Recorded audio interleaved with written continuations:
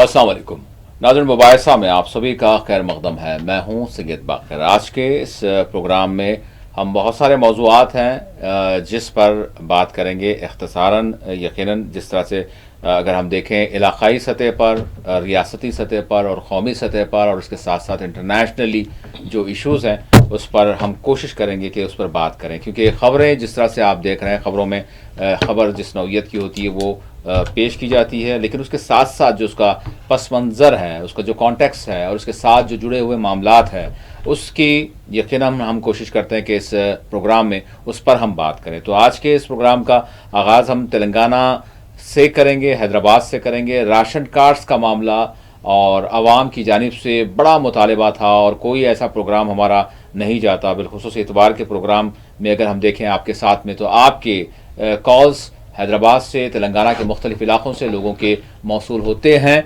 जिस पर हम बात करते रहे हैं। बहरहाल हुकूमत की जानिब से जिस तरह से आगाज़ किया गया है नए राशन कार्ड्स के हवाले से, इसमें भी बहुत सारी कठिनाइयाँ आई, लेकिन फिर मजलिस की जानिब से एक बड़ी अच्छी पेशरफ्त हुई है और उस पर भी हम बात करेंगे कि राशन कार्ड्स की जो दरख्वास्तें ली जा रही हैं वो क्या हैं, कैसे हैं, क्या कुछ मामलात हैं, उस पर उससे आगाज़ करेंगे। फिर उसके बाद फिर हम पार्लियामेंट का रुख करेंगे। पार्लियामेंट का बजट सेशन चल रहा है और फिर इसमें हुकूमत से बहुत सारे सवालात किए जा रहे हैं, बजट पर सवाल उठ रहे हैं, दीगर मामलात पर सवाल उठ रहे हैं और हुकूमत की भी जवाबदेही बनती है, लेकिन जवाब भी दिया जा रहा है तो किस तरह से दिया जा रहा है उस पर भी हमारी नज़र होगी। और इसके साथ साथ हम बात करेंगे वज़ीर आज़म नरेंद्र मोदी के दौरों की।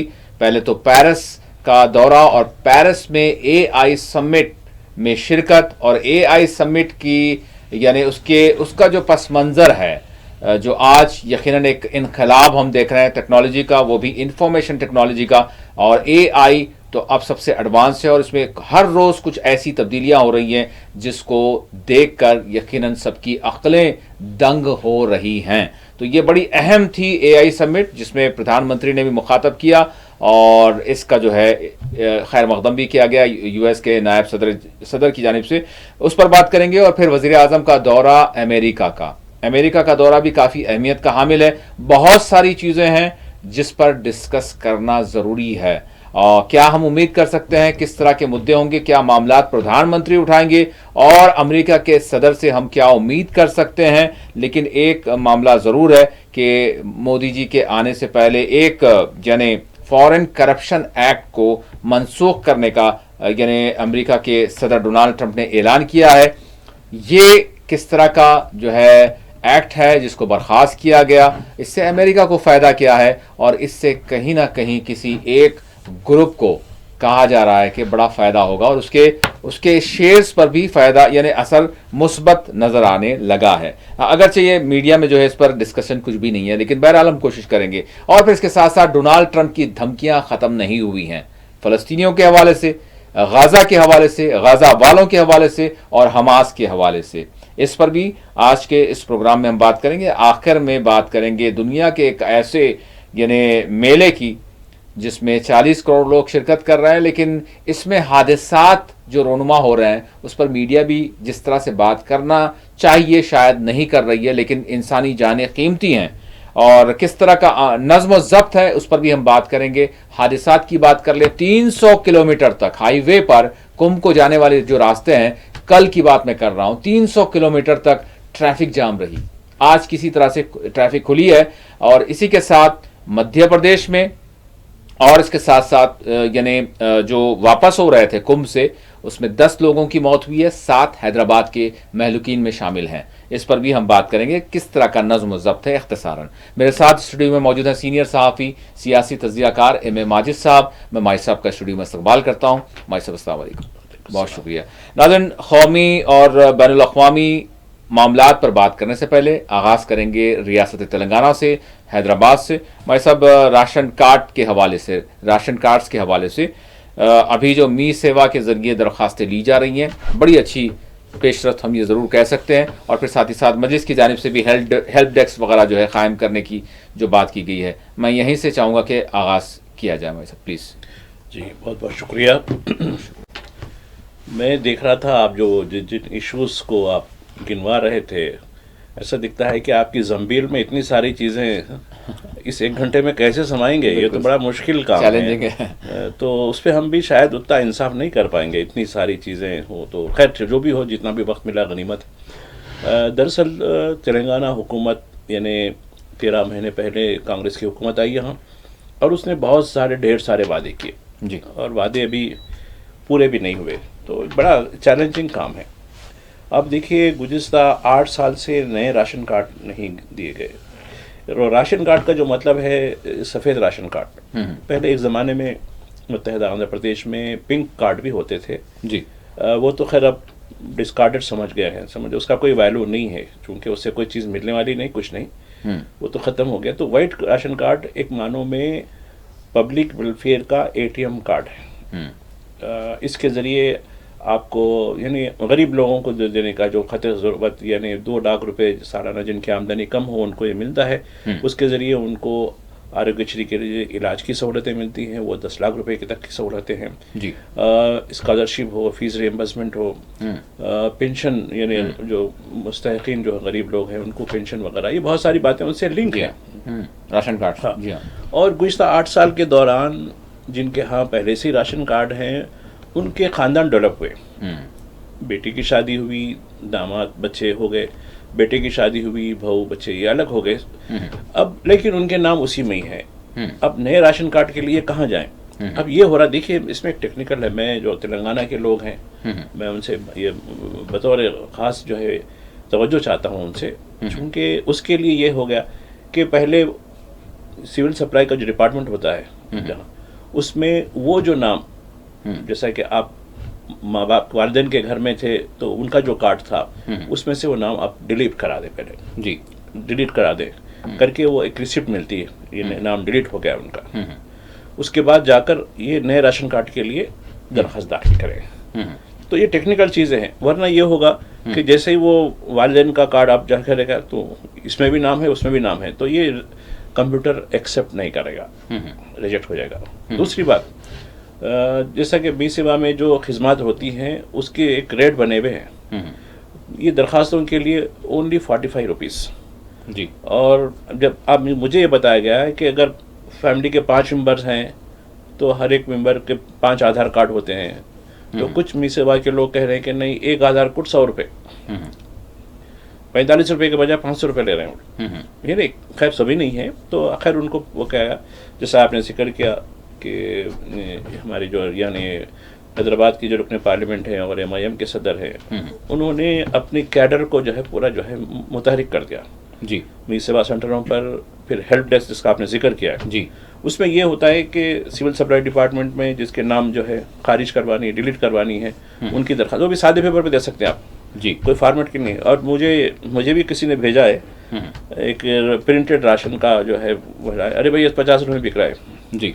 अरे भाई वो कुछ भी नहीं, आप कोई ज़बान में दे सकते हैं। यहाँ जो है 3 ज़बानें चलती हैं, उर्दू हैदराबाद की बड़ी ज़बान है, तेलुगु है, मुकामी इलाक़ाई ज़बान है, और अंग्रेज़ी ज़बान है। ये 3 ज़बानों में आप दे सकते हैं। यानी मी सेवा के लिए भी दरख्वास्तें राशन के लिए दे सकते हैं, और वो जो नाम डिलीट करने के लिए भी दे सकते हैं। और ये किसी भी जितने भी सर्कल हैं सिविल सप्लाई के जो अपने अपने इलाके के अंदर, तो जैसे कि यहाँ हैदराबाद उसके अतराफ जितने 25 असम्बली हल्के हैं, तो उन तमाम के अंदर ये नज़्म हुआ। और वैसे डिस्ट्रिक्टों में डिस्ट्रिक्ट का नज़्म है जी। तो ये चीज़ है कि अब इसकी फिर वेरिफिकेशन होगी, खैर वो कब होगा क्या नहीं होगा, क्योंकि हम काफ़ी अरसे से हम भी प्रोग्राम दे रहे थे कि 26 जनवरी से जो है रिलीज कार्ड हो जाएगी बोल के, वो तो खैर शायद लगता है 2-4 महीने लगेंगे, या फिर बजट इजलास के बाद अप्रैल से शुरू हो भी सकता है। खैर चलो देर आए दुरुस्त आए। ये एक अच्छी बात है कि दरख्वास्तें ली जा रही, कम अज कम दरख्वास्तें ली जा रही है, तो फिर आगे काम होगा, एक उम्मीद हो गई। इसमें ये हो गया कि जो फैमिली डिविजन्स हुए, जी फैमिली के डिविजन वो सारी तरतीब हो एलिजिबिलिटी आ जाती है। हाँ, अच्छा, इसमें माई साहब कुछ चीज़ें हैं। एक तो लोगों की जानिब से भी ये एक मतलब एक मसरत का इजहार किया गया, इत्मीनान का इजहार किया गया कि ये जो हेल्प डेस्क जो कायम किए गए, वरना होता ये था, हमने भी प्रोग्राम में पिछले प्रोग्राम में भी बात की थी, वो खवातीन जिनको मतलब लिखना नहीं आता, पढ़ना नहीं आता, बहुत सारी मजबूरियां परेशानियां हुआ करती थी, तो ये बड़ी सहूलत हो गई है मजलिस की हेल्प डेस्क की जो बात की आपने। चूंकि मैं देख रहा था जो हालांकि 3 लाइन की दरखास्त है, वो कुछ भी नहीं है। हाँ, तो जो मुहर्रिर यानी लिखने वाले जो आ गए, एक भाई लिख के देते हम 100 रुपये होना, ये चीज हो रही थी। तो जी हाँ। कहीं 50 रुपये भी ले रहे हैं ऐसा। जी हाँ। तो अब कहाँ से इसको 50 रुपया फिर उसको ऐसा। तो अब ये नज्म किया कि ये लोग जो लोकल इनका कैडर है MIM का, मजलिस का, हाँ, वो मी सेवा पे जाएगा, हेल्प डेस्क में बैठेगा, ये दरखास्तें फ्री में लिख के देगा। बहुत अच्छी बात हुई। बहुत और मतलब जिनके नाम डिलीट कर रहे हैं वो सिविल सप्लाई के नाम पे, ऑफिसर के नाम पे, वो दरखास्त भी फ्री में लिखी जाएगी। और ये जो मी सेवा में दरखास्तें जो राशन कार्ड के लिए दी जाएंगी, वो भी जो है करके एक उसमें आधार कार्ड की जो जिरास कॉपी वगैरह जो भी हो मुंसलिक करके एक फाइल बना के दे देंगे। ठीक है, ये जाके सिविल सप्लाई के दफ्तर पे दे दीजिए, उसकी रिसिप्ट ले लीजिएगा। ये जाके जो है मी सेवा पे जाके और 45 रुपए दीजिए। ये बताते जा रहे हैं। अगर कोई इजाफा लेने का बात की है तो फिर हमें उसका शिकायत कीजिएगा। खैर सरकार तो है शिकायत के लिए, जो भी एक्शन होगा, लेकिन ये कैडर पहुंच के बोलेगा भाई ये क्यों कर रहा है तू। तो ये एक नज्म होगा, समझिए। यानी एक बड़ी अच्छी बात हो गई कि देखिए हकीकी मानों में जो मुस्तैद लोग हैं, मैं चाहता हूँ दीगर लोग भी, खैर इनकी तरफ से क्योंकि इनका बड़ा स्टेक है हैदराबाद में, ये तो हो रहा है, लेकिन दीगर जमातें भी क्या कर रही हैं, दीगर NGOs भी क्या करते हैं, ये लोग भी तो आना चाहिए, क्योंकि काफी लोग हजारों की तादाद में, ऐसा नहीं है। जी जी।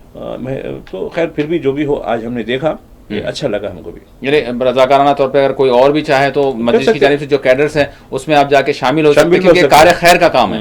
ये लोगों की हकीकी मानों में जो मजबूर लोग होते हैं उनकी जो है इसमें मदद हो रही है, और बड़ी अहम मदद है। भाई साहब, इसमें एक चीज़ ये है कि कुछ कॉल्स मौसूल हुए और उसमें ये एक है, यानी इसमें जो है सहूलत पैदा किया जाना चाहिए। यानी कुछ ऐसे केसेस हैं, इसमें बात ये आई है कि कुछ जैसे खातून किसी घर की यानी फैमिली है, लेकिन बीवी का इंतकाल हो गया है, वालदा नहीं है, बच्चे छोटे हैं, और उसमें जो है मर्द जो है वो फैमिली हेड हो गया है ऑटोमेटिकली, लेकिन उसको जो है कोई ऑप्शन नहीं है वहाँ पर कि राशन कार्ड जो है उस किसके नाम पे हो, क्योंकि बच्चे छोटे हैं। अब मर्द के नाम पे जो है राशन कार्ड इशू नहीं होता, तो वहाँ पर जो ई सेवा मी सेवा जो है उसमें कोई ऑप्शन नहीं है। तो बहुत सारे बताया जा रहा है कि ऐसे ख़ानदान हैं जो राशन कार्ड उनको नहीं मिलेगा या फिर उनकी तजदीद नहीं होगी, इस हवाले से परेशान है वो लोग। नहीं, जब मैं समझता हूँ ये तो खैर बहुत सारे खानदान हैं ये बहुत, चूंकि जो रूल्स फ्रेम कर रहे गए, जी जी, जो भी यानी जो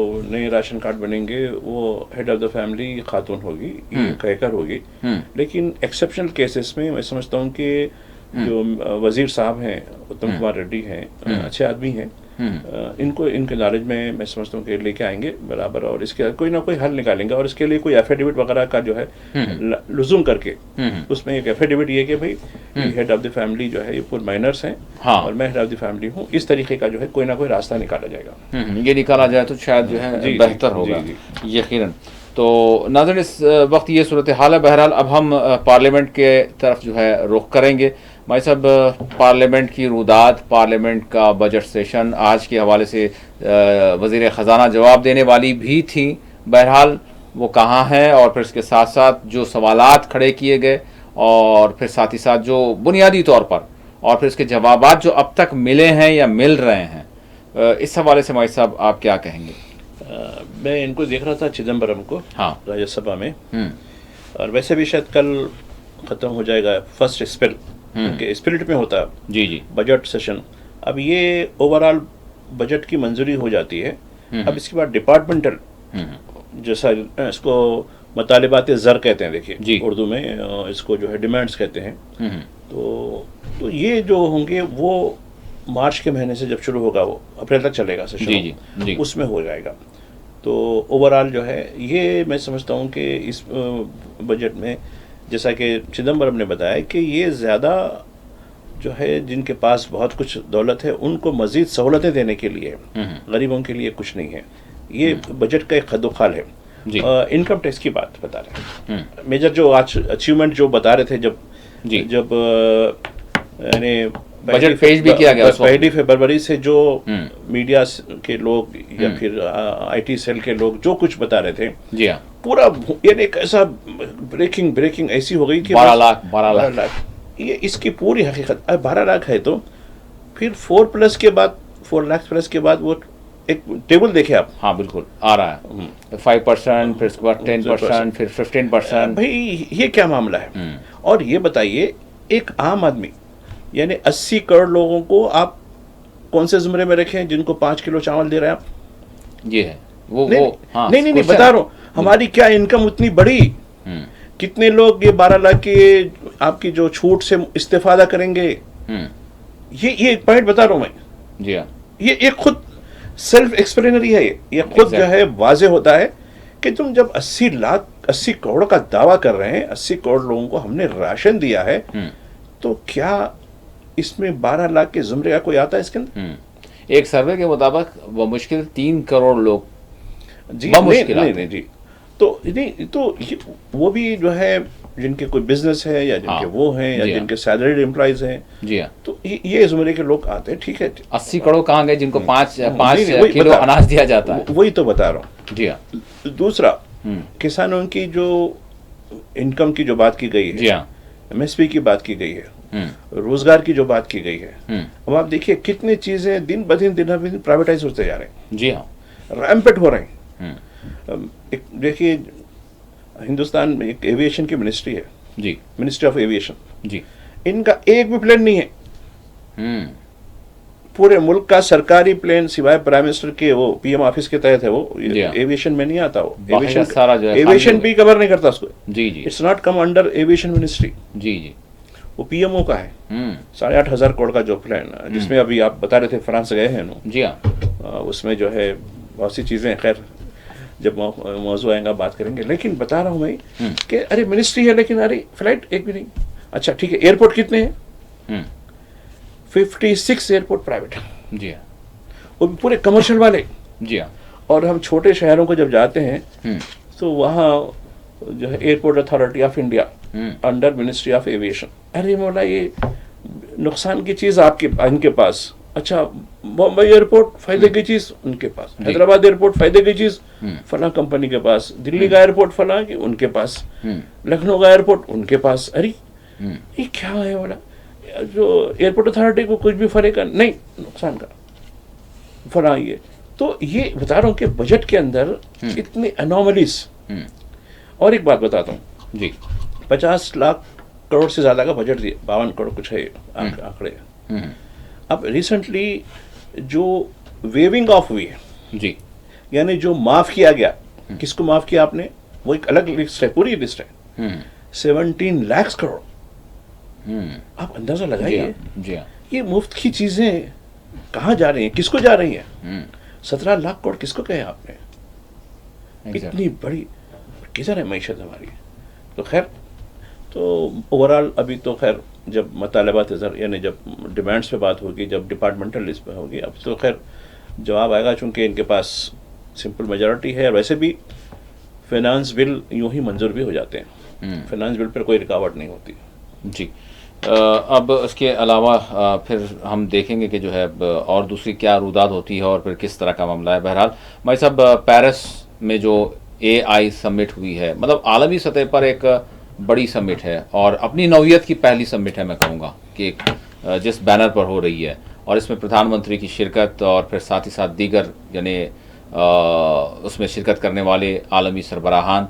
तो भाई साहब, इसको जिस तरह से प्रधानमंत्री ने बिलखुसूस गैर मुतासिबाना जो है डेटा सेंसस की उन्होंने बात की कि ये होना चाहिए एक जा, तो और उसके अलावा भी दीगर चीज़ों को उन्होंने जो है मुखातब किया, जिसका जो है खैर मकदम भी किया गया है। जी भाई साहब, खैर जब हिंदुस्तान के नुमाइंदे की हैसियत से, हमारी कौम की नुमाइंदगी से वो जब बाहर जाते हैं तो यकीनन हम उनकी सताइश करते हैं, जो हमारी इज़्ज़त है, हमारे तिरंगा की इज़्ज़त है बढ़ क्या जी। लेकिन इंटरनली आप सेंसस की, डाटा सेंसस की बात की आपने, मैं पॉपुलेशन सेंसस की बात करता हूँ जी। 2011 से नहीं हुई। क्या डिस्ट्रीब्यूट करेंगे आप, किसको कितने? तो खैर रही बात AI की। अब देखिए AI का आज क्यों मामला सामने आया, जबकि अमेरिका ने 4GB वगैरह के ज़रिए जिस तरीके से काफ़ी पेशरफ्त की और बता दिया कि हमारी मोनोपोली है। जी हाँ। और ये काम AI के ज़रिए जो होता है, काफ़ी पॉजिटिव काम के लिए हम लोग भी कुछ जर्नलिस्टों के लिए काम करा रहे हैं, पॉजिटिव काम के लिए। जी हाँ। इसके एक अच्छे ख़ास मकसद के लिए, लेकिन इसका नेगेटिव मकसद के लिए इस्तेमाल होता है। ये बहुत बड़ा चैलेंज होगा आगे चलकर भी होगा। जी हाँ, जो भी अभी बीच में जो आपको शुरुआत हो रही है ना। जी हाँ, जी हाँ। नंबर 1। नंबर 2, पेरिस में आज मीटिंग बुलाने की वजह, जी, क्या चीन के जो है डीप सीक को इतना ही आसानी से आप नजरअंदाज कर सकते हैं क्या? चीन अपनी जिस तरीके से अपनी मेहनत से, और उसमें कोई एक्सटर्नल कंपोनेंट नहीं है उसके अंदर। जी जी जी। जबकि एआई का जो यूएस का जो है उसमें एक्सटर्नल कंपोनेंट्स है जी, और कॉस्ट इफेक्टिव, यानी कम लागत पर कम 100 मिलियन एक तरफ और 6 मिलियन एक तरफ। तो ये बता रहा हूँ ये किधर जाएगा, ये किधर जाएगा। और ये तो खैर मैं डीप सीक का जब देख रहा था तो एक और कंपनी चीन की, उसका नाम है अलीबाबा। अलीबाबा ने कहा कि हम एक ऐसा वर्जन तैयार करेंगे जो तहलका मचा देगा। क्या पेरिस के प्लेटफॉर्म पर इनको कुछ जगह है? ठीक है, अपनी कोशिश जरूर करना, ऐसा नहीं है कि भाई, लेकिन जिनको कहते हैं कि तुम्हारी मोनोपोली है, तो मोनोपोली के नाम पे ठीक है, अच्छा किया आपने, इख्तरा किया, लेकिन उससे यानी ह्यूमैनिटी को क्या फायदा हो रहा है? हाँ, ये बात सवाल है। ये सवाल है। आप क्या वो चीज को, उस टेक्नोलॉजी को यानी कम दाम में, कम उस पर मुहैया करेंगे ह्यूमैनिटी के लिए? बिल्कुल भी नहीं। नहीं, इसलिए कि एक तुम्हारे लिए एक कॉम्पिटिटर आ गया। बिल्कुल। तो खैर जो भी हो ठीक है, पेरिस की कॉन्फ्रेंस को उन्होंने को-चेयर भी, यानी बड़ी इज्जत में है हिंदुस्तान के प्राइम मिनिस्टर की हैसियत से उनको, यानी जो सदारत है उसकी जो है यानी को-चेयर उनको भी जो है करे, तो यानी अच्छी बात है ये एक हिंदुस्तान की हैसियत से। चूंकि एक बात मैं बताना चाहता हूँ, क्यों एआई के शोबे में हमको इतनी इज्जत क्यों दी जा रही है। आप देखिए अमेरिका की सिलिकॉन वैली, जी 30% इंडियन ब्रेन काम करते हैं। जी, और कई ऐसे जो है जैसे गूगल हो, फला हो, कई उसके लोग हैं जो उसके हेड जो है इंडियन ओरिजिन के जो है लोग हैं। जी, तो ये जो इंडिया के खासकर साउथ इंडिया के ज़्यादा लोग हैं। तो इंडिया की जो ग्रोथ है, ब्रेन ग्रोथ है, और तो ये बात सही है कि ये ब्रेन ड्रेन क्यों हुआ, ये सलाहियतें हिंदुस्तान के अंदर क्यों नहीं हुई, वो ऐसी क्या वजह थी कि भाई हमने उनको ऐसे प्लेटफॉर्म क्यों नहीं दिए कि वो आज बाहर के मुल्कों में जाकर उनका नाम, उनकी कंपनियों का नाम कर रहे हैं। ठीक है, उनको तनख्वाह अच्छी हो रही होगी, हालांकि हमारा क्रीमी ले रहे हो, नहीं बता रहा हूँ मैं, इस पे क्यों हो रहा, ब्रेन ड्रेन भयानक हो रहा। तो मैं समझता हूँ कि जब तक हमारे पास विजन नहीं हो, ये विजन ये कि भाई यहाँ खोदो यहाँ मिलेगा, फला खोदो ये मिलेगा, ये विजन नहीं होता। ये तो है, ये तो हमको और कई साल नीचे डालने की बात होती है, इससे तरक्की नहीं करता इंसान। विजन ये होता, हमको एक पॉलिटिशियन के साथ एक स्टेटमेंट आदमी की ज़रूरत है, जो मुदब्बिर हो, जो हमको लीड कर सका हो और अकोमोडेटिव हो, इत्तेदाल पसंद हो। तो ये हम यही तवक्को रखते हैं कि हिंदुस्तान के खमीर में ऐसे कायदीन पैदा हो जो हिंदुस्तान को हकीकी मानों में विश्व गुरु यानी दुनिया का एक बड़ा जो है बना सके। जी भाई साहब, इसी मौजू से हवाले से 2 मिनट है हमारे पास, उसके बाद ब्रेक पर जाएंगे, उसके बाद फिर अमेरिका के दौरे के हवाले से बात करेंगे। वो काफ़ी जो है उसमें बहुत सारी बातें हैं, लेकिन इस हवाले से टेक्नोलॉजी के हवाले से जिस तरह से आपने बात की, क्या आपको नहीं लगता कि दुनिया की कुछ ताकतें जो टेक्नोलॉजी पर चाहते हैं कि अपनी इजारादारी बनी रहे, जिसकी मिसाल अगर हम देखें, एक वक्त तक मतलब पेट्रोल को पेट्रो डॉलर के तौर पर इस्तेमाल किया गया, सारी दुनिया में जो है इनके जितने ख़जाने भरे और जितना सारी चीज़ें हुई, सब कुछ हासिल किया अरब में पेट्रोल निकलने के बाद। लेकिन इसी दौरान अगर हम देखते हैं कि चाइना में भी एक रेवोल्यूशन आया और साथ ही साथ इलेक्ट्रॉनिकल जो एक तगय्युर, एक हम कहेंगे कि एक इनकलाब बरपा हुआ, लेकिन उसको रोका गया। आज हम देख रहे हैं कि उसको नहीं रोक सक रहे हैं, तो एक तब्दीली हम देख रहे हैं हमारे सब। तो क्या वाकई एआई में भी इसी तरह की कहीं ना कोई इजारादारी के लिए जो है इक़दामात किए जा रहे हैं? नहीं, देखिए किसी भी शो में आपने 2-3 शोबों का जिक्र किया इसमें, एक तो एआई है, एक तो इलेक्ट्रिकल का मामला है। तो वैसे भी एक ऑल्टरनेट एनर्जी के नाम पर काफ़ी कुछ काम हो रहा है, ऐसा नहीं है। और आज इलेक्ट्रिकल जो है व्हीकल के अलावा इलेक्ट्रिकल इंजन्स, इसमें चीन बहुत आगे निकल चुका है। जी, ये तो खैर मसाबिकत ज़रूर करनी चाहिए, ऐसा नहीं है कि भाई हम ये, लेकिन मुसाबिकत का जो मामला है वो पॉजिटिव अंदाज में होना चाहिए, ना कि नेगेटिव, किसी को नुकसान पहुंचाना या किसी को एक्सप्लॉइट करना, ये नहीं होना चाहिए।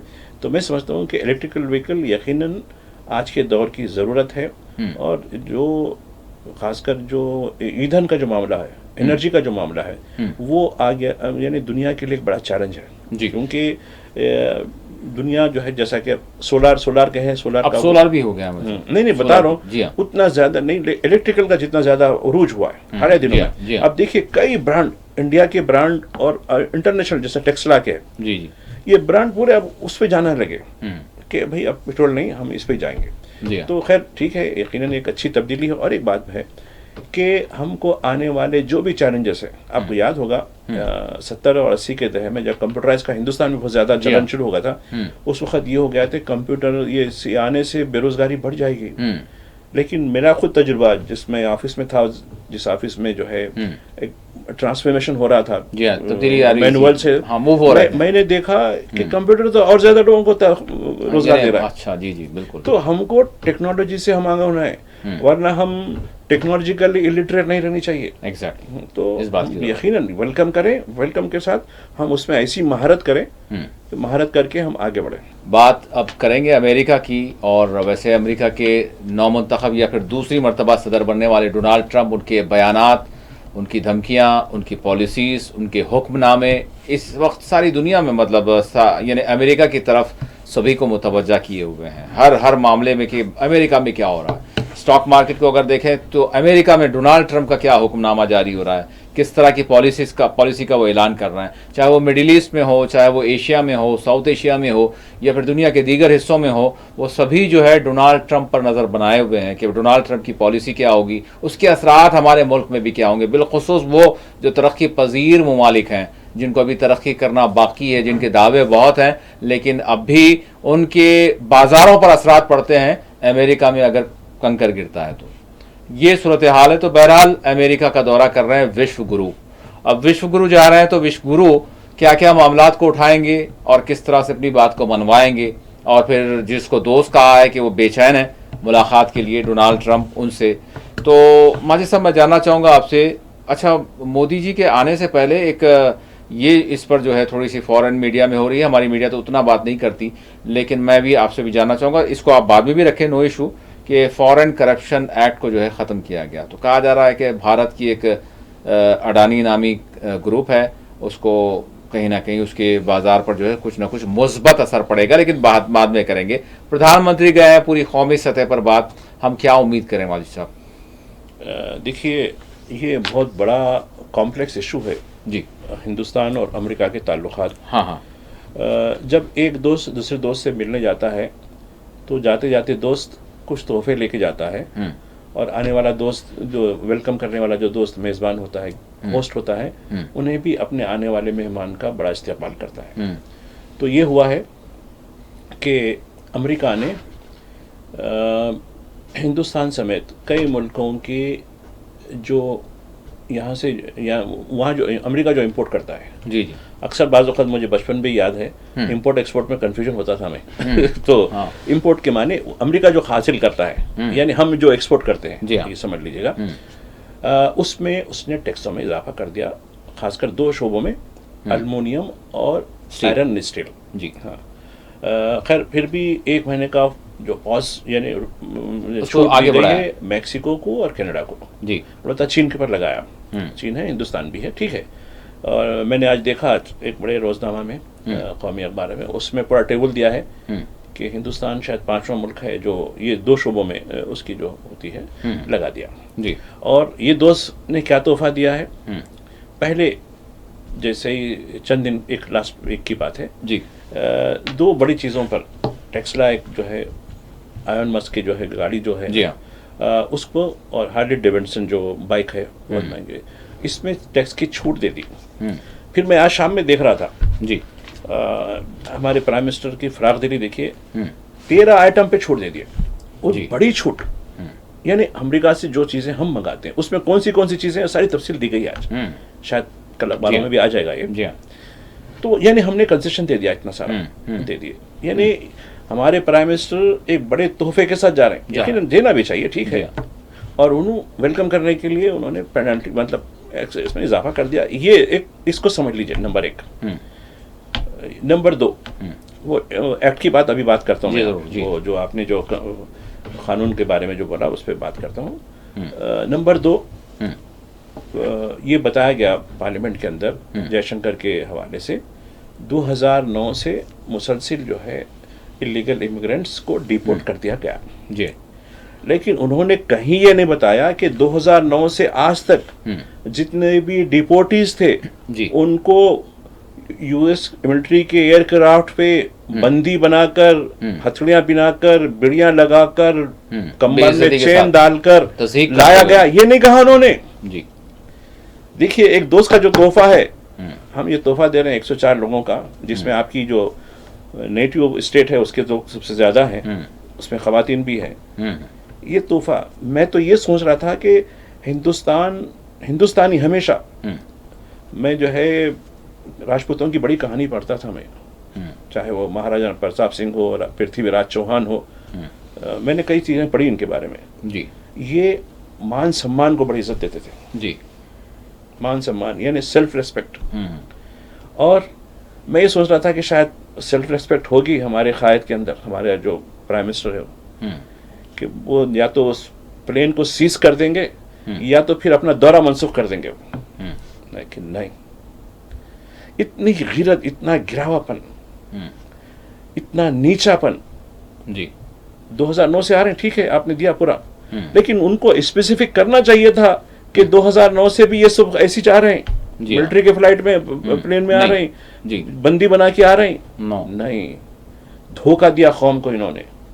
उन दास्तानों से, देखिए दास्तानें निकल के आ रही ना, आप भी तो देख रहे हैं, पंजाब से, हरियाणा से, गुजरात से, हर जगह से कैसे क्या मुश्किलात से जी हाँ। और मैंने वो वीडियो भी देखी जो मैक्सिको की दीवार से कैसे छलांग लगा के जाते हैं जी हाँ, उसमें क्या क्या चीजें होती हैं, कितना रिस्क फैक्टर है, क्यों? मैं समझता हूँ कि ये, अब रही बात एक्ट ऑफ 1997, यानी एक ऐसा कानून जिससे न्यूयॉर्क की अदालत ने जो है चार्जशीट दाखिल की गई थी, जो गौतम अदानी की जो नाम थे, गौतम अदानी ने अमेरिकन इन्वेस्टर से सोलर पैनल, सोलर एनर्जी को जो है प्रोडक्शन के लिए काफी इन्वेस्टमेंट वसूल किया जी। लेकिन वो जो उसकी जो चार्जशीट थी उसमें ये बताया गया कि ये जो पैसा था प्रोडक्शन के लिए नहीं, बल्कि मुख्तलिफ रियासतों को इलेक्ट्रिसिटी बेचने के लिए उनके ऑफिशियल्स को या पॉलिटिशियन को ब्राइब करने के लिए दिया गया। ब्राइब, घूस जिसको बतौर रिश्वत दी गई इनडायरेक्टली, इतनी सारी, तकरीबन 20,000 करोड़ के करीब जी, बहुत बड़ी रकम जी। फिर उसमें कुछ चीजें सामने भी आई, लेकिन तहकीक नहीं हुई। उसमें खुला ये आंध्र प्रदेश के जगनमोहन रेड्डी के दौर की बात कही गई थी, यानी वो तो हमारी सामने आई जी हाँ, लेकिन यहाँ की सरकार नहीं, वो वहाँ का मामला है, यहाँ का मामला नहीं है, फला नहीं है, यहाँ तो जुर्म हुआ। अरे जुर्म तो यार खुली रिश्वत दी गई हाँ, लेकिन कैसे? तो अब ये तोहफा जरूर दिया उन्होंने, शख्सी तोहफा दिया, पब्लिक के लिए नहीं दिया तोहफा जी, बल्कि उन्होंने टैक्स में इजाफा करा के दिया। और तो ये अदानी को फायदा होगा, यकीनन हुआ। तो अदानी जीता। अदानी ज्यादा दोस्त दिखता मुझे ट्रम्प का। अच्छा, मुझे ऐसा लगा जी जी कि देखो भाई, दोस्त कुछ फेवर करता है, लेकिन यहाँ फेवर करने के बजाय हमारे लोगों को तो बंदी बना के लाया और हमारी गुड्स के ऊपर टैक्स में इजाफा कर दिया। तो दोस्त किसका हुआ आप बताइए? आप अडानी का। बिल्कुल अडानी का दोस्त है ये, बिल्कुल उनको फायदा हुआ, यकीनन उनके शेयर भी बढ़ जाते। क्योंकि देखिए, जब कंपनी अच्छी गुडविल बनती है तो उस पर पैसा लगाने के लिए भी लोग आ जाते हैं और उसको पैसे की कीमत बढ़ जाती है। तो ये तो खैर शेयर बाजार का हिसाब होता है जी।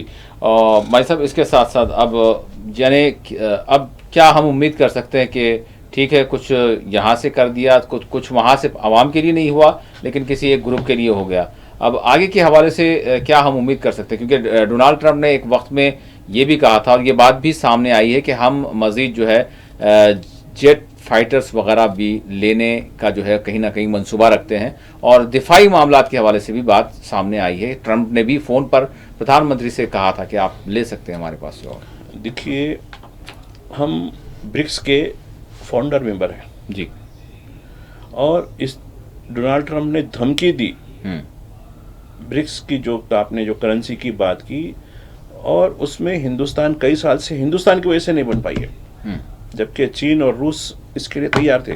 चीन, रूस, ब्राजील, साउथ अफ्रीका, ये 5 मुल्कों की बनी थी पहले जी। इसमें हिंदुस्तान को छोड़ के चीन, रूस, ब्राजील और साउथ अफ्रीका, ये 4 मुल्क थे, वो 5 मुल्क थे जी। इन 5 मुल्कों में ब्रिक्स के बारे में इत्तेफाक राय जरूर हुआ, अमल नहीं हुआ। अमल हिंदुस्तान की वजह से नहीं हुआ। तो हिंदुस्तान ने एक मानों में डॉलर पर बल्कि अमेरिका वालों पर एहसान किया, वरना ये ब्रिक्स की करेंसी एक अल्टरनेट करेंसी के रूप में आ जाती थी। तो ये एक एहसान हुआ। तो अब ये जो हमारे जो मामला आगे चलकर अमेरिका से, अब देखिए अमेरिका किसी का दोस्त नहीं है, सिवाय दुनिया में उसका एक ही दोस्त है जो ज्यूइश, जो इजराइल है, उससे हटकर नहीं है। और एक डिस्टिंक्शन यानी एक मुनफरिद जो पहचान बताता हूं मैं जी। डोनाल्ड ट्रंप के इख्तिदार संभालने के बाद सबसे पहले जो फॉरेन विजिटर थे बेंजामिन नेतन्याहू, और सेकंड वन कौन है? हमारे कायद है। तो कहीं ना कहीं देखिए बहुत सी चीजें मुश्तरका खतरे भी हैं। बिन सलमान है बोल रहा हूँ। हाँ, बिन सलमान बोल रहा हूँ। नहीं जी, सेकंड तो हम है ना भाई। जी, हमारे लीडर, बिल्कुल ठीक है। मैं समझ रहा था कि मुस्लिम दुनिया के। नहीं, बिल्कुल हमारे हैं, बिल्कुल एग्जैक्टली। अरे आपको वही तो मैं हमारे नाज़रीन को बोल रहा था भाई, आप गेस करो बिल्कुल कौन है। खतरे मुश्तरक हैं, बिल्कुल ऐसा नहीं है। एग्जैक्ट। और इतना बड़ा मामला हुआ कि मैं जो है गजा पे मेरा हूँगा, मैं कर दूंगा। अभी तो खैर वार्निंग की बात अभी मौजूद रखे आप। जी हाँ। क्या हिंदुस्तान का कुछ रिएक्शन आया? कब से, जब उनकी पहली वार्निंग आई थी जी कि आप गजा को जो है मैं कर दूंगा, एक वहाँ बेहतरीन एक रिक्रिएशनल के वैसा जो है ना लिबेरिया बोल के जो एक अंग्रेजी लफ्ज़ है उसका, तो मैंने देखा उसमें एनसाइक्लोपीडिया में, तो वो यानी साहिल की तरफ जो कोस्ट लाइन होती है, तफरी, वो बनाऊंगा, फलां कर दूंगा, यहाँ से जॉर्डन चले जाए, फलां मिस्र चले जाए, ये बना था। पूरी दुनिया ने दिया, खुद इनके दोस्त बरतानिया ने रिजेक्ट किया, फ्रांस ने रिजेक्ट किया, जर्मनी ने रिजेक्ट किया, पूरी यूरोपीय यूनियन ने रिजेक्ट किया। अरब वर्ल्ड तो खैर छोड़ो, उन्होंने तो रिजेक्ट करे। ऑस्ट्रेलिया ने रिजेक्ट किया, खुद कनाडा पड़ोस में उन्होंने रिजेक्ट किया। ये नहीं हो सकता, सारी दुनिया रिजेक्ट करी सिवाय इसके और इंडिया के। इंडिया ने खामोशी इख्तियार की जी, जबकि इसराइल कहा ये तो वंडरफुल है, मैं तो सोचा भी नहीं ऐसा बोले जी। तो क्या हिंदुस्तान ने इस पर रिएक्शन क्यों नहीं दिया भाई? अब समझने की बात है कि ये मुश्तरका खतरे हैं ये। जी भाई साहब, अब हम गाज़ा का रुख करेंगे। और डोनाल्ड ट्रंप ने जिस तरह से कहा कि अगर हफ्ते तक तमाम कैप्टिव्स जो हैं इजरायली उनको रिहा नहीं किया कर दिया जाता तो फिर वो एक तबाही ला देंगे और एक बहुत सारी धमकियाँ, और फिर इसके साथ साथ लेकिन दूसरी जानिब अगर हम देखें तो फिर हमास ने भी, अल-क़स्साम ब्रिगेड ने भी कहा है कि इजराइल जंग बंदी की जो पासदारी है अगर वो नहीं करता है तो फिर हम भी जो है कैप्टिव्स को रिहा नहीं करेंगे। अब ये कह रहे हैं कि जंग बंदी को जो है हम जो है जंग बंदी जिस तरह से की गई है उसको ख़त्म कर देंगे, यानी फिर से हमले वगैरह शुरू कर देंगे। फिर एक जानिब ये भी बात कर रहे हैं। तो डोनाल्ड ट्रंप के जो बयानात जो बार बार आ रहे हैं फ़लस्तीनियों से मुतालिक, गज़ा से मुतालिक, और फिर धमकियाँ भी आ रही हैं, फिर इनको यहाँ से निकालने की बात की जा रही है, मतलब क्या ये खिशियानी बिल्ली खंबा नोचे इस तरह की सूरत हाल है? भाई साहब क्या लग रहा है आपको, किस तरह के ये बयानात, इसको सीरियस लेना चाहिए या सिर्फ जस्ट ये शो ऑफ है दुनिया के लिए? अब देखिए अमेरिका ठीक है इसराइल की मदद के लिए कर रहा था। मैं कल ईरान के रहनुमा का बयान सुन रहा था। इसराइल की जो भी हिजमियत हुई है वो दरअसल अमेरिका की है, वो बात बिल्कुल साबित हो चुकी है जी। क्योंकि अमेरिका तो अपने खुद लड़ा है, बल्कि अपने साथ इनके जितने भी हामी 22-23 मुल्क जो भी थे उनके साथ लड़ा है जी। तो मैंने रेफरेंस भी दिया जो बाइडेन की जो फेयरवेल स्पीच थी उसमें मैंने। तो ये अब अमेरिका का जो मौजूदा सदर है वो एक मानों में एक ना तो पॉलिटिशियन की क्वालिटी है ना तो एक स्टेटमेंटशिप की क्वालिटी है, जैसे कि अमेरिका के सदरों में होता था पहले। सबको लेकर एक बुर्दबारी फला एकदम उछला पने का, बिल्कुल इस तरीके से एक सटिया गया जैसे लोग रहते ना जिनकी दिमागी हालत सही नहीं रहती। अब देखिए 24 घंटे में 200 फरमान जारी करा उसने पहले दिन, आपको याद होगा, और आप 300 तक बात आ रही, लोगों ने कहा कि 300 हो गए हैं अभी तक। तो खैर वो उसका अपना मामला है और अमेरिका के शहरों में इसके खिलाफ आवाज़ भी उठ रही है। अब इसने जो मैं देखा बड़ी खतरनाक, इसराइल धमकी देता तो अलग बात थी, लेकिन ये इसने कहा कि नहीं, मैं अल्टीमेटम दे रहा हूँ, जो है हफ्ते के दिन के 2 बजे तक अगर नहीं है, 12 बजे से था, नहीं है तो फिर देखो जहन्नुम खुल जाएगी, है यानी हेल ब्रेकआउट। यानी अरे वाह, जब से कौन सी जन्नत में थे ये लोग, अब कौन सी जन्नत में है इस वक्त जी, कपड़ों के जो है टेंट बन के वहाँ रह रहे हैं, जिंदगियाँ गुजार रहे हैं। तो मैं समझता हूँ, और ठीक है, अब ये समझ रहा है कि ये लोग बिल्कुल कुचले गए हैं, इतने लोग, लाखों लोग, यानी हजारों लोग तो शहीद हो गए, 60-70 हज़ार के करीब तो शहीद हो गए, जो भी उनके पास रिकॉर्ड है, और इतने लोग हो गए। अब ये क्या करेंगे, तो पसपा हो चुके हैं, ऐसा कर देंगे। अब तो उन्होंने भी उल्टा जवाब दिया पड़ गया कि हम बिल्कुल इसको रिजेक्ट करते हैं, no value for his word. बोले तेरी क्या वैल्यू है भाई, चाह ठीक है, तो क्या करेगा, और तबाही करेगा ना, कर हम तो तैयार हैं, तबाह होने के लिए तैयार हैं, तो तबाह करने तैयार हो जा, तो भी हो जा। यानी इंसान को अपनी औकात बड़ा हो या छोटा हो, अपने अपने हुदूद में रहने की जरूरत है। इतने बड़े हमास जैसे, जिसका पास कोई वसाइल नहीं है जी, हमास के तर्जुमान आके उसको ऐसे रिजेक्ट करें, इसकी no value, just reject it totally. और रही बात दूसरी जो लिंक की गई है, जो होस्टेज के बारे में जी, कहा कि हम हफ्ते तक नहीं करेंगे। देखिए आज जो है ट्यूसडे गुजर गया, वेंसडे, अभी 5 दिन तक उन्होंने कहा कि हम हफ्ते तक नहीं करेंगे, एक भी नहीं करेंगे। देखिए क्या होगा हफ्ते में, क्योंकि तुमने ये चीज की, तुमने सप्लाई को रुकवा दिया, तुमने आबादी जो अपने फायरिंग आ रही थी उसको जो है वहाँ की थी, तुमने ये चीजें नहीं की, जबकि फर्स्ट फेज में तुमको ये करना चाहिए था। तो और एक चीज जो होती है, एक बात बताना जरूरी है जी, जब दो फरीकैन में मसालियत होती है, इत्तेफाक राय हो जाता है जी, तो इसको इंश्योर करने के लिए एक उनसे बड़ा जो इनको इन्फ्लुएंस कर सकता है वो होना है। हाँ, यहाँ कोई नहीं है जी। हाँ, यानी हर दो तरफ जो है, हाँ, एक अमेरिका खुद एक का फरीक बना हुआ है, फरीक बना हुआ है, और वो उसको अपने आप को सालिस कहता है। हाँ, तो ये बता रहा हूँ, हालांकि उसी की मौजूदगी में तो हुए ना जी। हाँ, तो ये जब मामला होता है, ठीक है भाई, मैं हम कमजोर जरूर हैं, ठीक है, लेकिन हम तो नहीं, तो क्या कर लेते। देखिए, तो अब ऐसा दिखता है कि डोनाल्ड ट्रंप, और एक बात मैं आपको थोड़ा सा हट के बताऊंगा जी, कि हम एक अरसा पहले रूस का अमेरिका के साथ एक न्यूक्लियर की पाबंदियों के ऊपर माहिदा हुआ था जी, उसकी डेट अब खत्म हो रही है, मार्च में शायद, या फरवरी मार्च में खत्म हो रही। उसको मजीद एक्सटेंड करने के लिए हर साल मतलब करते कि भाई अब एक दूसरे के खिलाफ हम कोई चीज ऐसे कोई खतरा नहीं इस्तेमाल नहीं करेंगे, चीजें नहीं करेंगे। और इसका अब पुतिन का बयान आज ही देख रहा था, कहा कि no we have no guarantee whether to extend और नॉट, बिल्कुल करेंगे, हम देखेंगे, हालत देखेंगे। क्योंकि और एक ट्रंप ने ये कहा, ये तो खैर ठीक है, गजा के बारे में कहा, दूसरा 100 दिन, अभी शायद 100 दिन का इंतजार है मुझे, 100 दिन में ये जंग भी रोक दूंगा। तो ये खैर जंग रुकेगी नहीं रुकेगी, यूक्रेन के हवाले से क्या रुकेगी नहीं रुकेगी वो सवाल अलग है, लेकिन जिस तरीके से अगर ये वहाँ जहन्नुम और जैसा वो खोल देंगे ना, तो जहन्नुम जब खुल जाएगी तो क्या दूसरे लोग खामोश बैठ जाएंगे?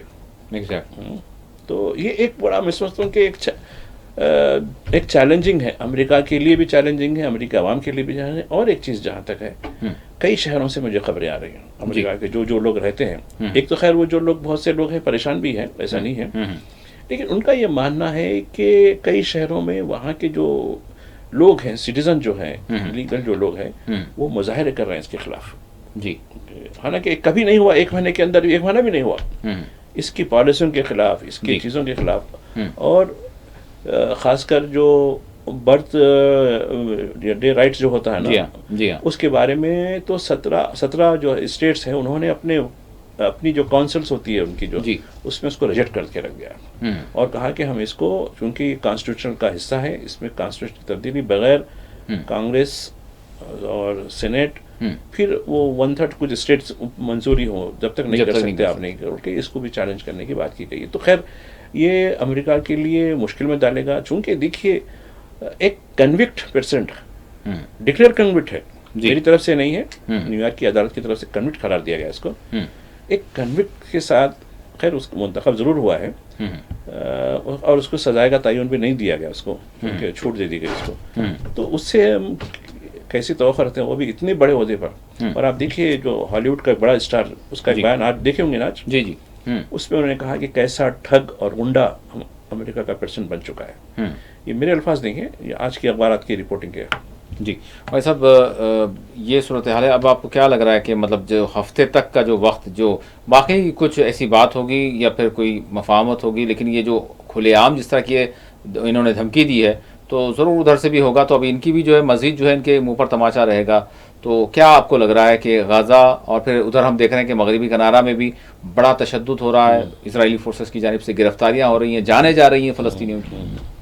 बिल्कुल बेशुमार जालियाँ जा रही वहाँ भी, और जिस तरीके से वहाँ भी बहुत बड़ा जो है, यानी एक मानों में अमेरिका खुद इस इलाके को यानी सफ़े हस्ती से मिटाने के लिए कोशा है, लेकिन क्या डोनाल्ड ट्रंप ये कर पाएंगे इस तरीके से? तो मैं समझता हूँ कि अब इसराइल पीछे हो गया, अमेरिका सामने आ गया, अब खुल की बात सामने आ गई। अब ये अरब ममालिक जो कल तक मसलिहत करके इसराइल को सप्लाई करते थे चीज़ें, अब उनको भी सोचने की ज़रूरत है, वरना देखिए ये भी, इनकी भी जान खतरे में है। और आप देखिए इनके सारे असेट्स अमेरिका के पास हैं, ये क्या अपने असासे वापस लेंगे, लेके कहीं दूसरी तरफ इन्वेस्ट करेंगे या फिर अपने पास रख लेंगे? अब वो कहेगा कुछ भी हो कि मैं कॉन्फिस्केट कर लेता हूँ, जब्त कर लेता हूँ, जैसा कि ईरान के शाह के वक्त अभी तक पैसा नहीं दिया उसने। जी हाँ, कई खरब पैसा था, जबकि वो अवामी है, अवामी पैसा है, यानी स्टेट का पैसा है, स्टेट का, मिल्कियत का, शाह रजा पहलवी का नहीं था पैसा, नहीं था, एग्जैक्ट। तो यानी इस तरीके से ये हथियार लेता है। अब देखिए इराक में अब कई लोग करबला, बगदाद वगैरह जाते हैं जी, मैं उनसे बात करता हूँ वापस में, तो इतनी बुरी हालत, मतलब उसका सिक्का तो रद्दी है, इतने में यार चाय इतने में आती, फला में इतनी आती। अरे बोला भाई सद्दाम के दौर में तो ये थी ना, अरे वाला पेट्रोल निकल रहा ना, बसरा का जो रिफाइनरी है, फला की चीज़ें, फला ये है, इतना पेट्रोल निकलता, क्या हो रहा, पैसा ये क्या कहाँ जा रहा है? तो खैर जो नॉलेज रखने वाले लोगों ने बताया कि नहीं, हम लोग भी वहाँ बात किए इतना क्या हो रहा है। हम जब किसी रेस्टोरेंट में ठहरे तो एक अच्छी नौजवान खातून आती है, बुरखे में आती है, मुझे कुछ दे दीजिए, एक रोटी दिला दीजिए, मुझे कुछ मशरूब दिला दीजिए, इतना तरस आता है हमको। तो हम पूछते हैं कि भाई इतनी गुर्बत क्यों हो गई, इतना पैसा, यानी 1 रुपए के मोबाइल कितने के 1000 रुपए आ रहे हैं वहाँ। अरे बोला ये कैसे हो सकता है, जैसा ईरान में हो रहा है इस वक्त। जी जी, तो कहा कि ये 70% जो ऑयल स्टक हो रहा है जो है अमेरिका का, कहा कि नहीं वो हमारा जो बहुत खर्चा हुआ ना तुम्हारे लिए करे, पूरा कब तक लेंगे ये? नहीं वो पीरियड है जब तक, वो हमको भी मालूम नहीं, सरकार की तरफ से जा रहा, हमको 30% आ रहा, वो गवर्नमेंट चलाने में पैसे नहीं जाते हो, दूसरी इकोनॉमी तो है ही नहीं हमारी, ये इकोनॉमी है, फ्यूल की इकोनॉमी है, दूसरी कोई इकोनॉमी नहीं रखी। और पिलग्रिम्स आते हैं, उनसे कुछ हमारे पैसे थोड़ा बहुत हमारा रोजगार चल जाता, चाहे वो करबला वगैरह के पिलग्रिम्स हो या बगदाद शरीफ के जो है पिलग्रिम्स हो, जो भी हो, उनसे हमारी कुछ आमदनी थोड़ी सी होती, बस उससे हटके हमारा नहीं। तो ये सिचुएशन नहीं, यानी आप जंग लड़े किसके लिए और पैसा किससे वसूल कर रहे हैं, ये चीज़ है, इसको समझने की ज़रूरत है। बहरहाल देखना ये होगा कि अब आने वाले चंद दिनों में, ये हफ्ते में क्या कुछ बड़ी खबरें होती हैं और कितनी बेहतर होती हैं, या फिर मतलब वाक़यात होते हैं, मामलात होते हैं, सुलझते हैं या फिर मज़ीद बिगड़ते हैं, बिलखुसूस गज़ा के हवाले से, मगरबी किनारा के हवाले से। भाई साहब अब मैं आखिर में देश की बात करूँगा और वो नज़्म व ज़ब्त जिसको कहते हैं उसकी बात करना चाहूँगा। एक बड़ा मेला जो एक रिलीजियस हम कहेंगे कि ग्राउंड पर मुनक्किद हुआ है, और अब के तो बड़ी उसको 40 करोड़ जो है लोगों को मदऊ किया गया, लेकिन उसमें जो सूरत हाल, जो मामलात पेश आ रहे हैं, उस पर मीडिया कहा जा रहा है कि उतना बात भी नहीं कर रही है। जैसे अगर हम बात करें जो ट्रैफिक जो जैम हो गया था गुज़िश्ता रोज़ 300 किलोमीटर तक हाईवे पे, और एक मुश्किल हुई, और उसके साथ साथ जो ये सड़क हादसा हुआ उसमें 10 लोगों की जानें गई। तो बहरहाल किस तरह का नज़्म किया गया, सोचा तो गया होगा कि 40 करोड़ लोगों को बुलाएंगे तो क्या कुछ ज़रूरत नहीं होती है? जी बस ये देखिए, हम के जो शुरुआत हुई हैं, अभी तक जो रजिस्टर्ड एक्सीडेंट में जो लोग गुजर गए हैं जी, उनकी तादाद 91 है। हाँ जी, 2 दिन पहले इंडियन एक्सप्रेस ने पूरी तफसील दी है, हाँ 79 की तफसील दी है, मैंने पढ़ा है जी। उसके बाद आज 8 या 9 आज के कुछ है जी, कल के कुछ है। ये जो बाकायदा पुलिस की, यानी खासकर मध्य प्रदेश पुलिस हो, उत्तर प्रदेश पुलिस हो, उड़ीसा की पुलिस, इसमें जो रजिस्टर्ड हुए केसेस जी जी वो है। कुछ ऐसे भी केसेस हैं जो रजिस्टर्ड नहीं हुए, खैर वो उनकी अमवात तो नहीं है, ज़ख्मी ज़्यादा है लोग, तो खैर वो पूरी तफसील नहीं, मगर जो भी सर्टिफाइड जो खबर है, जी हाँ यानी जो मुसल्लिमा जो खबर कही जाती है जी उसके बाद तक 90 या उससे बढ़ के लोग इसमें हलाक, ठीक है, एक हादसे अपनी जगह है, सड़क के हादसे। लेकिन सबसे बड़ी जो बात है, अब देखिए आपने जो बात कही ट्रैफिक जाम की, ये बात आप किसी बड़े न्यूज़ चैनल में नहीं देखेंगे, ना ही वो विजुअल बताएंगे जी जबकि इंडिविजुअल लोग, जी हाँ इंडिविजुअल यूट्यूबर भी नहीं है, जी हाँ ना ही वो इन्फ्लुएंसर है, कुछ भी इंडिविजुअल लोग जो मुसीबत में है, जी मुसीबत में एक वीडियो मैंने देखा, वो यानी लखनऊ और वो रोड पे है, इलाहाबाद की रोड पे, जी जी जी वो रोड पे तकरीबन उन्होंने बताया कि 25 या 30 किलोमीटर तक गाड़ी हिल रही नहीं थी। ओहो एक मुकाम पर हम ठहरे, भाई कुछ हवाई ज़रूरिया, मतलब हमारी जो हाँ, है ज़रूरियात फारिग से हो जी, जाएंगे, जी। बच्चे भी हैं, फला हैं, वो है, हम्म हम उतर के ठहर गए क्योंकि गाड़ी आगे बढ़ रही नहीं। हाँ हाँ तो वहाँ कुछ गांव वाले आए, आके बोले आप कुछ हमारे पास ये है, तो हमने उनके नाम पूछे, तो आप समझ गए होंगे नाम से जिसकी शिनाख्त हो की सकती बात है। की जाती है हाँ। तो उन्हें ताज्जुब किया, अरे भाई हम तो यात्री फला हैं, हाँ सब मैं आप हम लोगों के आपके लिए हम आ रहे हैं, हमारा गांव है ये, हम लोग रहते हैं, आप गाड़ियाँ क्योंकि ठहरी हुई हैं, जब तक आप जो है अपनी चीज़ों से वो जो है हो सकते हैं। तो ये चीज़ें, खैर वो सिटी का तो नहीं बताऊंगा मैं, सिटी जी। में जो प्रयागराज जो इलाहाबाद में जिस जी। दिन भगदड़ हुई थी, जी हाँ, जी। भगदड़ के बाद जो कुछ हुआ, जी हाँ तो ये चीज़ें नहीं है वो। तो वो जो आदमी, मैं उन्हें बताया मैं ना यूट्यूबर हूँ फला हूँ, मुझे एक अच्छा लगा कि लोग आके मेरे हमको पूछे, तसल्ली दिए, जी। आपकी गाड़ी कई घंटों से ठहरी हुई है, आप लोग जो है कुछ चीज़ है, तो हमारे साथ और भी गाड़ियों को बताए जो जी। उनके गाँव की तरफ, मतलब तो ये चीज़ें नहीं। तो एक आम आदमी का जो है, उसने मुझे किसी ने भेजा मेरे को, देखो साहब ये है, और गाड़ियों के नंबर हैं, वो इलाके का नाम है, वो लोग हैं जो उनको हमारे साथ जो है सलूक कर रहे हैं। तो लेकिन ये होने वाली नहीं है। नहीं, अगर नफरत का कोई मामला होता तो फिर मीडिया हमारी चीख चीख के और जो है उसको धूम धड़ाके के साथ वो जरूर तो बताती। मीडिया का काम लेकिन ही यहाँ वही है। पर जहाँ भी यानी इस तरह की एकजहती की बात अब वो आएगी, उसकी बात, हालांकि देखिए यानी गड़बड़ वाले जो 29 जनवरी या फिर जी हाँ। 31 जनवरी का जो मामला था, जी जी उसके वाक़े में तो सिर्फ चंद यूट्यूबर्स ने बताया, मैंने जी उस पर बताया नहीं कहीं। नहीं हुआ, ये चीज़ है, बड़े अफसोस की और बात एक वो, और एक बड़ा जो चैनल था 30 की शब्द देख रहा था मैं, है। जी जी उसने कहा कि जिहादी स्टम्पेड, जिहादी एंगल है बोल के बताया, उसने बड़ी कहानी बनाई आधा घंटे का।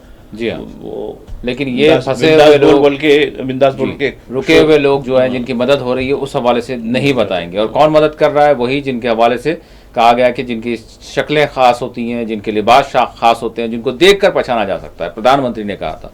बहरहाल बहुत बहुत शुक्रिया भाई साहब, आपने वक्त दिया। नाज़रीन, इसी के साथ खुसूसी प्रोग्राम मुबाहिसा अपने अख्ताम को पहुँचता है। अल्लाह हाफिज़।